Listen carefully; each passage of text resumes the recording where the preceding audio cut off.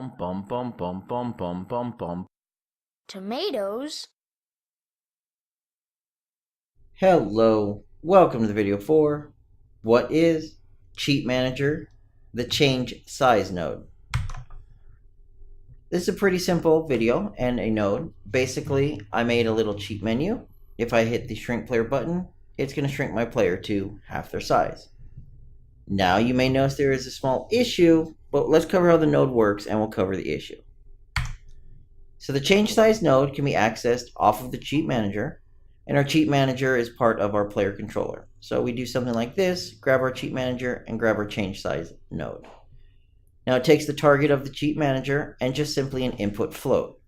And what it does is it takes the player's size, their default size, which is usually 1.0, and multiplies it by whatever our float value is. So 0.5 in this case is going to give us a smaller character, half their size. If we want them larger, we could even do something like 1.5. I'll hit play again, we'll hit shrink player, and you notice they're now bigger. Now you will notice that he is now off the ground. Before he was not off the ground, before he was halfway through the ground.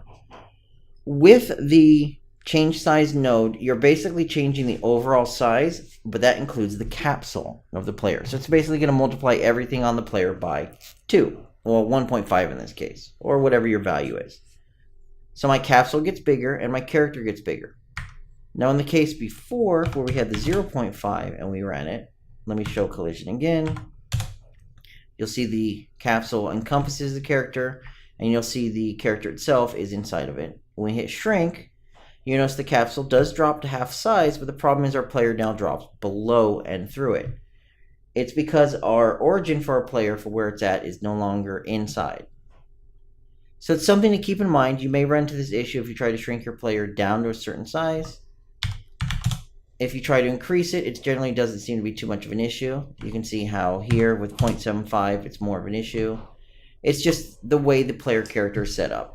You still have it working properly. As you can see, our character itself still adheres to the normal capsule collision volume, but visually it looks like it's different.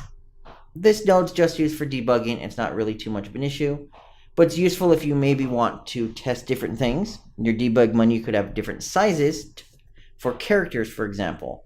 So you could have a default character size, maybe a goblin character size, and things like that. You could easily set them up in your debug menu with your different sizes and allow you to quickly change for testing purposes.